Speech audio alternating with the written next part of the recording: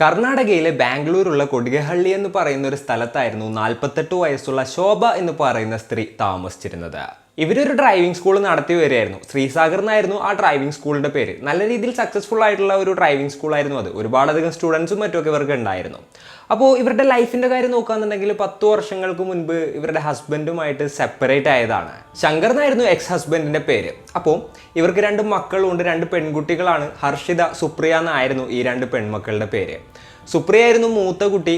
അപ്പോൾ ഈ സെപ്പറേഷന് ശേഷം അച്ഛൻ്റെ കൂടെ പോയത് സുപ്രിയയാണ്. അതുപോലെ തന്നെ ഹർഷിത എന്ന് പറയുന്ന 2ാമത്തെ മകളെ വളർത്തിയത് ഈ ശോഭ തന്നെയായിരുന്നു. സുപ്രിയ അച്ഛൻ്റെ കൂടെയും ഹർഷിത അമ്മയുടെ കൂടെയുമാണ് താമസമെന്നുണ്ടെങ്കിലും ഇവർ തമ്മിൽ നല്ല കണക്ഷനൊക്കെ ഉണ്ടായിരുന്നു. ഇവർ എന്താ പറയുക, അച്ഛനും അമ്മയും സെപ്പറേറ്റ് ആയിട്ടുണ്ടെന്നുണ്ടായിരുന്നെങ്കിലും ഇവരുടെ കിടെ മീറ്റ് ചെയ്യാറുണ്ടായിരുന്നു. റെസ്റ്റോറൻറ്റ്സിലും മറ്റുമൊക്കെ മീറ്റ് ചെയ്യാറുണ്ടായിരുന്നു. അതുപോലെ തന്നെ എന്താ പറയുക, ഫാമിലി ഗാദറിങ്സ് ഒക്കെ നടത്താറുണ്ടായിരുന്നു. അങ്ങനെ നല്ല രീതിയിൽ സ്മൂത്ത് ആയിട്ട് തന്നെയായിരുന്നു ഇവരുടെ ലൈഫ് മുന്നോട്ട് പോയിക്കൊണ്ടിരുന്നിരുന്നത്. ശങ്കറിൻ്റെ ആണെന്നുണ്ടെങ്കിൽ ബിസിനസ്സും നല്ല രീതിയിൽ പോകുന്നുണ്ടായിരുന്നു.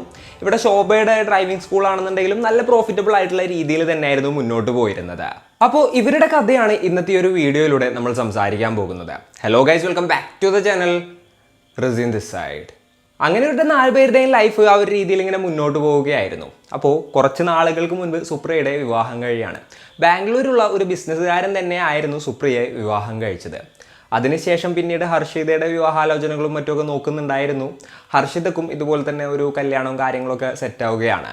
അങ്ങനെ ഏപ്രിൽ 4, 2024 ഹർഷിതയുടെ വിവാഹവും കഴിയുകയാണ്. ബാംഗ്ലൂർ തന്നെയുള്ള മറ്റൊരു ബിസിനസ്സുകാരനായിരുന്നു ഹർഷിതയെ വിവാഹം കഴിച്ചത്. വിവാഹത്തിന് ശേഷം കുറച്ച് ദിവസങ്ങൾ ഇതുപോലെ തന്നെ ഈ പെൺകുട്ടിയുടെ വീട്ടിലായിരുന്നു ഹസ്ബൻഡും മറ്റൊക്കെ ഉണ്ടായിരുന്നത്. അതിനുശേഷം ഏപ്രിൽ 16 ഇവർ തിരിച്ച് ഇതുപോലെ തന്നെ ഹസ്ബൻഡിൻ്റെ വീട്ടിലോട്ട് പോവുകയാണ് ഉണ്ടായത്. അതിനുശേഷം ഏപ്രിൽ 19 ഈ ഒരു ഇൻസിഡൻറ്റ് നടക്കുന്നത്. അന്ന് രാവിലെ തുടങ്ങിയിട്ട് ഈ ഹർഷിത അമ്മയെ വിളിക്കുന്നുണ്ട്, എന്നാൽ കോള് കണക്റ്റ് ആവുന്നില്ല, കോൾ എടുക്കുന്നില്ല. അപ്പോൾ സുപ്രീം ഇതുപോലെ തന്നെ അമ്മയെ വിളിച്ച് നോക്കിയിട്ടുണ്ടായിരുന്നു. ആ ഒരു കോളും കണക്റ്റ് ആകുന്നുണ്ടായിരുന്നില്ല. അപ്പോൾ ചുരുക്കം പറഞ്ഞു കഴിഞ്ഞിട്ടുണ്ടെങ്കിൽ അമ്മ എന്താണ് ഫോൺ എടുക്കാത്തത് എന്നുള്ളൊരു തോട്ടിലായിരുന്നു 2 പെൺമക്കളും ഉണ്ടായിരുന്നത്. പിന്നീട് ഈ ഒരു ഫോൺ സ്വിച്ച് ഓഫ് ആവുകയും ചെയ്തു. ഇതൊക്കെ കൂടെ ഇപ്പോൾ ഹർഷിതക്ക് ആകെപ്പാടെ ടെൻഷനായി. 2-3 ദിവസം മുൻപേ വീട്ടിൽ നിന്ന് വന്നിട്ടുള്ളൂ. ഇപ്പോഴത്തേനും അമ്മയെ വിളിച്ചിട്ട് കിട്ടുന്നില്ല, എന്താണാവോ പറ്റിയത്, അങ്ങനെയുള്ള കാര്യങ്ങളൊക്കെ ആലോചിച്ച് കൂട്ടി സുപ്രിയയെ വിളിക്കുകയാണ്. സുപ്രിയയെ വിളിച്ചിട്ട് അമ്മയൊന്ന് പോയി നോക്കാനായിട്ട് പറഞ്ഞു. കാരണം ഹർഷിതയുടെ വിവാഹം കഴിപ്പിച്ചു വിട്ട വീട്ടിൽ നിന്ന് അമ്മയുടെ വീട്ടിലോട്ട് ഒരുപാടധികം ദൂരമുണ്ട്. എന്നാൽ സുപ്രിയയുടെ വീടിൻ്റെ അവിടെ നിന്ന് വലിയ ദൂരമില്ല, അടുത്താണ്, പോയി നോക്കാവുന്നതേ ഉള്ളൂ. പിന്നെ വിവാഹം കഴിഞ്ഞിട്ടുള്ളൂ, ഇപ്പം തന്നെ ഹസ്ബൻഡിൻ്റെ വീട്ടിലോട്ട് വന്നിട്ടുള്ളൂ. അപ്പോൾ അതുകൊണ്ട് തന്നെ ഈ ഹർഷിത സുപ്രിയ വിളിച്ചെങ്കിൽ അമ്മയൊന്ന് പോയി നോക്കാനായിട്ട് പറയുകയാണ്. അങ്ങനെ സുപ്രിയ എന്താ ചെയ്തതെന്ന് വെച്ച് കഴിഞ്ഞിട്ടുണ്ടെങ്കിൽ അമ്മയെ അന്വേഷിച്ച് അമ്മയുടെ വീട്ടിലോട്ട് പോയി. ഏകദേശം രാത്രി ഒരു 10 മണി ടൈമൊക്കെ ആയപ്പോഴത്തേനുമാണ് സുപ്രിയ അങ്ങോട്ട് എത്തിയിട്ടുണ്ടായത്. അവിടെ എത്തി നോക്കുമ്പോൾ ഫ്രണ്ടിലത്തെ ഡോറ് ലോക്ക് ചെയ്തിട്ടുണ്ടായിരുന്നില്ല. അമ്മ ഡോറ് ലോക്ക് ചെയ്യാതെ എന്ത് കാണിക്കുകയാണ് എന്നുള്ളൊരു ചിന്തയിലാണ് സുപ്രിയ അകത്തോട്ട് കയറിയത്. അകത്തോട്ട് കയറി നോക്കുമ്പോൾ ഹാളൊക്കെ സാധാരണ പോലെ തന്നെ ഇരിക്കുന്നുണ്ട്. ഒന്നും അലങ്കോലപ്പെടുത്തിയിട്ടൊന്നുമില്ല, എല്ലാ സാധനങ്ങളും വെച്ചെടുത്തൊക്കെ ഇരിക്കുന്നുണ്ട്. അതിനുശേഷം അവർ നേരെ ഇങ്ങനെ കിച്ചണിലോട്ട് പോയി നോക്കുകയാണ്. കിച്ചണിലും ഇതേപോലെ തന്നെ വേറെ പ്രത്യേകിച്ച് പ്രശ്നങ്ങളോ കാര്യങ്ങളൊന്നും ഫീൽ ചെയ്യുന്നില്ല. അതിനുശേഷം അവർ ബെഡ്റൂമിലോട്ട് പോയി നോക്കുകയാണ് ഉണ്ടായത്. അപ്പോഴാണ് ഞെട്ടിക്കുന്ന ആ ഒരു കാഴ്ച ആ പെൺകുട്ടി കണ്ടത്. തൻ്റെ സ്വന്തം അമ്മ നഗ്നമായി അവിടെ എന്താ പറയുക, അനങ്ങാതെ കിടക്കുന്ന ഒരു കാഴ്ചയായിരുന്നു അത്. അത് കണ്ട് അവർ ആകെപ്പാടെ ഷോക്കായി. ഉടനെ അമ്മയുടെ അടുത്ത് നിന്ന് ഇങ്ങനെ തട്ടി വിളിച്ച് എഴുന്നേൽപ്പിക്കാനായിട്ട് നോക്കി. അപ്പോഴത്തേനും അവർക്ക് ആ ഒരു കാര്യം മനസ്സിലായിട്ടുണ്ടായിരുന്നു, അമ്മ ജീവനോടെ ഇല്ല എന്നുള്ള ഒരു യാഥാർത്ഥ്യം. അപ്പോൾ അമ്മയുടെ മേത്ത് ബെഡ്ഷീറ്റൊക്കെ എടുത്ത് പുതപ്പിച്ചു. അതിനുശേഷം അവരുടനെ 2 കോള് ചെയ്യുകയാണ് ഉണ്ടായത്. ഒന്നാമത്തത് പോലീസിലോട്ടായിരുന്നു. അതുപോലെ തന്നെ അടുത്ത കോള് അവരുടെ സിസ്റ്ററായിട്ടുള്ള ഹർഷിതക്കുമായിരുന്നു ചെയ്തത്. ഇത് കേട്ട് ആകെപ്പാടെ ഷോക്കായി പോയ ഹർഷിത തൻ്റെ ഹസ്ബൻഡിനെയും ഹസ്ബൻഡിൻ്റെ റിലേറ്റീവ്സിനെയും എല്ലാവരെയും കൂട്ടി ഉടനെ തന്നെ അങ്ങോട്ട് എത്തുകയായിരുന്നു. അപ്പോഴത്തേനും പോലീസുകാരെത്തി ഇൻവെസ്റ്റിഗേഷനും കാര്യങ്ങളൊക്കെ സ്റ്റാർട്ട് ചെയ്തു. അതുപോലെ തന്നെ ബോഡി അവിടെ നിന്ന് റിക്കവർ ചെയ്ത് ഓട്ടോപ്സിക്കായിട്ട് ഹോസ്പിറ്റലിലോട്ട് അയക്കുകയാണ്. പോലീസ് ആദ്യം തന്നെ നോക്കുമ്പോൾ അവർക്ക് പ്രത്യേകിച്ചൊന്നും തന്നെ തോന്നിയില്ല. കാരണം 48 വയസ്സുള്ള ഒരു സ്ത്രീയാണ്. അതുപോലെ തന്നെ വീട്ടിലോട്ട് ഫോഴ്സ്ഡ് ആയിട്ടുള്ള എൻട്രി ഒന്നും തന്നെ നടന്നിട്ടില്ല. പിന്നെ ഇവർ നേക്കഡായിട്ട് ഇതേപോലെ തന്നെ ഇവിടെ മരിച്ചു വീണ് കിടക്കുകയാണെന്നുണ്ടെങ്കിൽ മേ ബി ഇവർ കുളിച്ച് കഴിഞ്ഞ് തോർത്തിട്ടുണ്ടാവും. അതിൻ്റെ ഇടയിൽ എന്തെങ്കിലും നെഞ്ചുവേന കാര്യങ്ങളൊക്കെ വന്നിട്ടുണ്ടാവും, ഹാർട്ട് അറ്റാക്ക് വന്നിട്ടായിരിക്കാം മരിച്ചത് എന്നുള്ള ഒരു തോട്ടിലോട്ട് പോലീസുകാർ പോവുകയാണ്. എന്നാൽ ഓട്ടോപ്സി റിപ്പോർട്ട് വന്നപ്പോഴാണ് കാര്യങ്ങളെല്ലാം തകിടം മറിയുന്നത്. ഇവർക്ക് ഹാർട്ട് അറ്റാക്കും വന്നിട്ടില്ല, അതുപോലെ തന്നെ അങ്ങനെയുള്ള കാര്യങ്ങളൊന്നും സംഭവിച്ചിട്ടില്ല എന്നുള്ളത് അതിൽ നിന്ന് മനസ്സിലാവുകയാണ്. ഇവരെ ആരോ കഴുത്ത് ഞെരിച്ച് കൊലപ്പെടുത്തിയതാണ്. അപ്പോൾ ആ ഒരു കേസ് ഒരു കൊലപാതക കേസായിട്ട് മാറുന്നൊരു സിറ്റുവേഷനാണ് ഉണ്ടായത്. ഈ ഒരു കൊലപാതകത്തിൻ്റെ വാർത്ത അറിഞ്ഞ് അക്ഷരാർത്ഥത്തിൽ എല്ലാവരും ഞെട്ടിപ്പോവുകയാണ്. ശോഭയുടെ റിലേറ്റീവ്സ് ആയിക്കോട്ടെ, എക്സ് ഹസ്ബൻഡ് ആയിക്കോട്ടെ, മക്കളായിക്കോട്ടെ, ഫ്രണ്ട്സ് ആയിക്കോട്ടെ. കാരണം ആരോടും വലിയ ശത്രുത ഒന്നും വെച്ച് പുലർത്തുന്നുള്ള ഒരാളായിരുന്നില്ല ശോഭ. അതുപോലെ തന്നെ ഇത്ര കൊല ചെയ്യാനും മാത്രം ദേഷ്യമുള്ള ശത്രുക്കളൊന്നും തന്നെ ശോഭയ്ക്ക് ഉണ്ടായിരുന്നുമില്ല. അപ്പോൾ ഇതാരായിരിക്കും എന്നുള്ളൊരു ചിന്ത എല്ലാവരുടെയും ഉള്ളിൽ ഇങ്ങനെ ഉണ്ടാവുകയാണ്. അതുപോലെ തന്നെ നോക്കുമ്പോൾ വീട്ടിൽ മോഷണം നടന്നുണ്ട്. ശോഭയുടെ കഴുത്തിലുണ്ടായിരുന്ന ചെയിനൊന്നും കാണുന്നില്ല. 2 ചെയിൻ ഉണ്ടായിരുന്നു. അതുപോലെ തന്നെ മോതിരങ്ങൾ കാണുന്നില്ല. പിന്നെ ആഭരണങ്ങൾ അവിടെ നിന്ന് മിസ്സായിട്ടുണ്ട്. പിന്നെ പോരാത്തതിന് ശോഭയുടെ പേഴ്സ് മിസ്സായിട്ടുണ്ട്. ATM card, credit card, debit card കാര്യങ്ങളൊക്കെ ഉള്ളത്. അതുപോലെ തന്നെ ആ വീട്ടിലുണ്ടായിരുന്ന കാറുണ്ടല്ലോ, ആ കാറും മോഷണം പോയിട്ടുണ്ടായിരുന്നു. അപ്പോൾ പോലീസുകാർ വിചാരിച്ചത് ഏതെങ്കിലും കള്ളന്മാർ കയറിയിട്ടുണ്ടാവും. അതിനുശേഷം ഇതുപോലെ തന്നെ ശോഭയെ കൊലപ്പെടുത്തിയിട്ടുണ്ടാകാം. എന്നിട്ട് ഇവിടെ ഉണ്ടായിരുന്ന എല്ലാം തന്നെ എടുത്തുകൊണ്ട് പോയിട്ടുണ്ടാകാം. എന്നാൽ പോസ്റ്റ്മോർട്ടം റിപ്പോർട്ടിൽ പറയുന്നുണ്ട് റേപ്പ് നടന്നിട്ടില്ല എന്നുള്ളത്. റേപ്പ് നടന്നിട്ടില്ല എന്നുണ്ടെന്നുണ്ടെങ്കിൽ എന്തിനൊരാളെ നഗ്നയാക്കി കൊലപ്പെടുത്തണം എന്നുള്ളൊരു ചിന്ത കൂടെ പോലീസിൻ്റെ ഉള്ളിലുണ്ടാവുകയാണ്. കള്ളന്മാർ അങ്ങനെയുള്ള ഒരു കൊലപാതകം ചെയ്യാന്നുണ്ടെങ്കിൽ അങ്ങനെ നഗ്നയാക്കിയിട്ട് കൊലപാതകം ചെയ്യില്ലല്ലോ എന്നുള്ളൊരു തോട്ടിലോട്ടാണ് പോലീസുകാർ പോയത്. അടുത്തതായിട്ട് ഇവർക്കിനി വേറെ ആരെങ്കിലുമായിട്ട് അടുപ്പുണ്ടോ എന്നുള്ളൊരു ആംഗിളിൽ പോലീസുകാർ ഇൻവെസ്റ്റിഗേഷൻ ആരംഭിച്ചു. എന്നിട്ട് ഇവരുടെ എക്സ് ഹസ്ബൻഡിൻ്റെ അടുത്തും അതുപോലെ തന്നെ മക്കളുടെ അടുത്തും ബാക്കി ഫ്രണ്ട്സിൻ്റെ അടുത്തൊക്കെ ചോദിച്ചു ഇവർക്ക് വേറെ എന്തെങ്കിലും അഫെയറോ കാര്യങ്ങളോ ഉണ്ടോ, അല്ലാന്നുണ്ടെങ്കിൽ അടുത്തിടപഴകുന്ന വേറെ ആരെങ്കിലും ഉണ്ടോ തുടങ്ങിയിട്ടുള്ള കാര്യങ്ങളൊക്കെ അന്വേഷിക്കുകയാണ്. എന്നാൽ ആർക്കും അതിനെക്കുറിച്ച് യാതൊരു ഐഡിയ ഉണ്ടായിരുന്നില്ല. പിന്നീട് ഇവരുടെ കോൾ ഡീറ്റെയിൽസും കാര്യങ്ങളൊക്കെ എടുത്തപ്പോൾ കൺസിസ്റ്റൻ്റ് ആയിട്ട് ഒരു 15-20 പേരുമായിട്ട് ഇവർ കോൺടാക്റ്റിൽ ഉണ്ടെന്നുള്ളത് മനസ്സിലാവുകയാണ്. അപ്പോൾ അതാരൊക്കെയാണെന്നുള്ളത് പോലീസുകാർ നോക്കാനായിട്ട് തുടങ്ങി. അപ്പോൾ ഈ 2 പെൺമക്കളുടെ ഹെൽപ്പോട് കൂടിയിട്ട് ഓൾമോസ്റ്റ് എല്ലാവരെയും തന്നെ അവർക്ക് മനസ്സിലാവുകയാണ്. അതായത് ഓൾമോസ്റ്റ് എല്ലാവരും റിലേറ്റീവ്സും അതുപോലെ തന്നെ ശോഭയുടെ ഫ്രണ്ട്സും ആയിരുന്നു. പിന്നീട് ഇവർക്ക് മനസ്സിലാകാത്തത് ഒരേ ഒരു നമ്പറായിരുന്നു. ആ ഒരു നമ്പർ ആരുടേതാണ്, അല്ലാന്നുണ്ടെങ്കിൽ അവരും ശോഭയും തമ്മിലുള്ള ഒരു ബന്ധം എന്താണെന്നുള്ളത് ഈ മക്കൾക്ക് ഒരു പിടിയും കിട്ടുന്നുണ്ടായിരുന്നില്ല. അങ്ങനെ പോലീസുകാർക്ക് മനസ്സിലായി ഓഡ് നമ്പറാണിത്, അപ്പോൾ ഇത് ഔട്ടാണ്, ഓഡ് ഈസ് ഔട്ട് എന്നാണല്ലോ. അപ്പോൾ ആ ഒരു നമ്പർ ഫോക്കസ് ചെയ്ത് കഴിഞ്ഞിട്ടുണ്ടെന്നുണ്ടെങ്കിൽ എന്തെങ്കിലും ഒക്കെ ഒരു തെളിവ് കിട്ടും എന്നുള്ളൊരു കാര്യം പോലീസിന് തോന്നുകയാണ്. അങ്ങനെ ആ നമ്പർ ചെക്ക് ചെയ്തപ്പോൾ നവീൻ ഗൗഡ എന്ന് പറയുന്ന 27 വയസ്സുള്ളൊരു പയ്യൻ്റെ നമ്പറാണ് അതെന്നുള്ളത് മനസ്സിലാവുകയാണ്.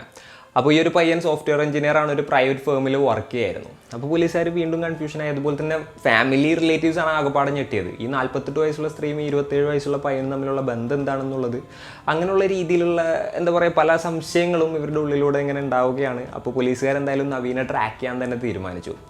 ആളുടെ ഫോണിൽ വിളിച്ചപ്പോൾ കിട്ടുന്നില്ല. അതുപോലെ തന്നെ ആൾ എങ്ങോട്ടാണ് പോയതെന്നുള്ളതിനെ കുറിച്ചിട്ടുള്ള യാതൊരു ഐഡിയ ഉണ്ടായിരുന്നില്ല. അതായത് ആൾ പെട്ടെന്നുകൊണ്ട് തന്നെ ഡിസപ്പിയർ ആവുന്ന ഒരു സിറ്റുവേഷനിലോട്ടാണ് കാര്യങ്ങൾ എത്തിയത്. അങ്ങനെ പോലീസുകാർ സ്റ്റക്കായിരിക്കുമ്പോഴാണ് അവർക്ക് മറ്റൊരു തെളിവ് ലഭിക്കുന്നത്. വേറൊന്നുമല്ല, ശോഭയുടെ കാർഡ് ഉപയോഗിച്ചിട്ട് ആരോ 1.6 ലാക്ക് വിത്ഡ്രോ ചെയ്തിട്ടുണ്ട്. അപ്പോൾ പോലീസുകാർ ആ ഒരു ATM-യിലത്തെ CCTV ഫുട്ടേജും മറ്റൊക്കെ പരിശോധിക്കുകയാണ്. അപ്പോൾ അതിൻ്റെ ഉള്ളിൽ നിന്ന് ഈ ഒരു പയ്യനെ കിട്ടി. പിന്നീട് ആ ഏരിയ കംപ്ലീറ്റ് പോലീസുകാർ അരിച്ചു പറക്കുകയാണ് ഉണ്ടായത്.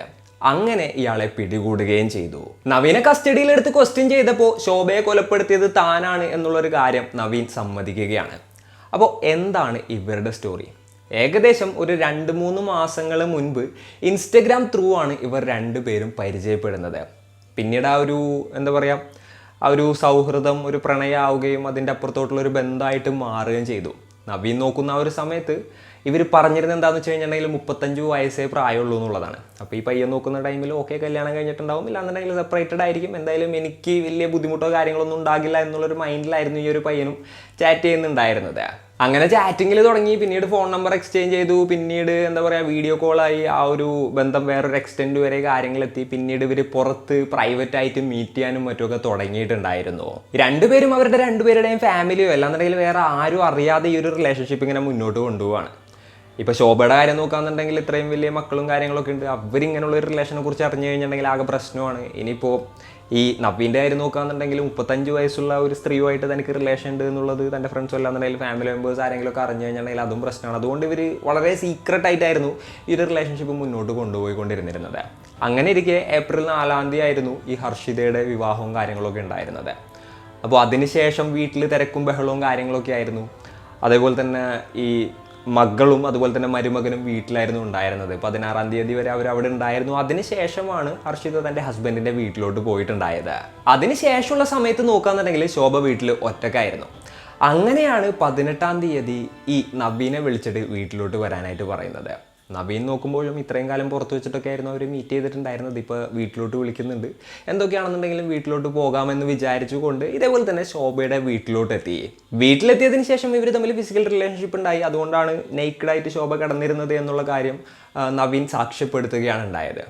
ഇവർ ഇതേപോലെ തന്നെ ഫിസിക്കൽ റിലേഷൻഷിപ്പിൽ ഏർപ്പെടുന്നതിൻ്റെ ഇടയിൽ ഇവർ തമ്മിൽ ആർഗ്യുമെൻറ്റ്സും കാര്യങ്ങളൊക്കെ ഉണ്ടായെന്നാണ് പറയുന്നത്. അതായത് ശോഭ തന്നെ പറ്റിച്ചു എന്നുള്ളൊരു കാര്യം ഈ നവീൻ പറഞ്ഞു. അതായത് ശോഭക്ക് ഓൾറെഡി 35 വയസ്സുള്ളൂ എന്ന് പറഞ്ഞിട്ടാണ് ഈ പയ്യൻ്റെ അടുത്ത് സംസാരിച്ചിട്ടുണ്ടായിരുന്നത്. പക്ഷേ 48 വയസ്സുണ്ടായിരുന്നു.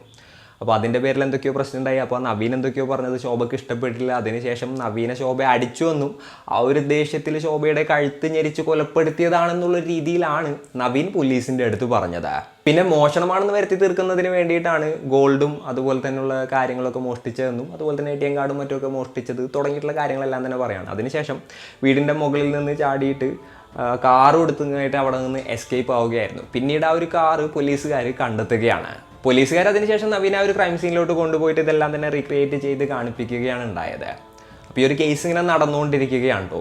എന്നാൽ ഈ ഒരു കേസിൻ്റെ വേറൊരു പെർസ്പെക്റ്റീവ് കുറച്ച് ആളുകൾ പറയുന്നത് എന്താണെന്ന് വെച്ച് കഴിഞ്ഞിട്ടുണ്ടെങ്കിൽ ശോഭ ഓൾറെഡി വളരെ സക്സസ്ഫുൾ ആയിട്ടുള്ള ഒരു ബിസിനസ് പേഴ്സൺ ആയിരുന്നു. അതായത് ഡ്രൈവിംഗ് സ്കൂളൊക്കെ നല്ല അടിപൊളിയായിട്ട് തന്നെ നടത്തിക്കൊണ്ട് വരികയായിരുന്നു. അപ്പോൾ പ്ലാൻ ചെയ്തിട്ട് ഈ ഒരു പയ്യൻ ശോഭയെ എന്താ പറയുക കൊലപ്പെടുത്തിയതാണ് പണത്തിനും മറ്റും വേണ്ടിയിട്ട് എന്ന് പറയുന്ന ആളുകളും ഉണ്ട്. അപ്പോൾ എന്താണ് നിങ്ങൾ കരുതുന്നത്? എന്തുകൊണ്ടായിരിക്കാം നവീൻ ഇത്തരത്തിലുള്ളൊരു കൊലപാതകം ചെയ്തത്? എന്തായാലും കേസ് നടന്നുകൊണ്ടിരിക്കുകയാണ്. ഈ ഒരു കേസിന് എവിടെ എത്തും എന്താവും എന്നൊക്കെയുള്ളത് നമ്മൾ കണ്ടറിയാതെ തന്നെ വേണം. എന്നാലും നിങ്ങളുടെ തോട്ട്സും മറ്റും എന്തൊക്കെയാണ്? ഏത് തരത്തിലുള്ളൊരു ശിക്ഷയായിരിക്കും നവീന് കിട്ടുമെന്നാണ് നിങ്ങൾ കരുതുന്നത്? അല്ലാന്നുണ്ടെങ്കിൽ ഇതിൻ്റെ പിന്നിൽ വേറെ എന്തെങ്കിലും റീസൺ ഉണ്ടാകുമെന്ന് നിങ്ങൾ കരുതുന്നുണ്ടോ? നിങ്ങളുടെ തോട്ട്സും മറ്റും എന്തൊക്കെയാണെന്നുണ്ടെങ്കിലും താഴെ കമൻറ്റുകളായിട്ട് രേഖപ്പെടുത്താനായിട്ട് ശ്രമിക്കുക. ഇന്നത്തെ ഒരു വീഡിയോയിൽ ഇത്രയൊക്കെ തന്നെ പറയാനുള്ളൂ. And it's me Rajan signing off. Peace. Stay peaceful guys. Stay safe.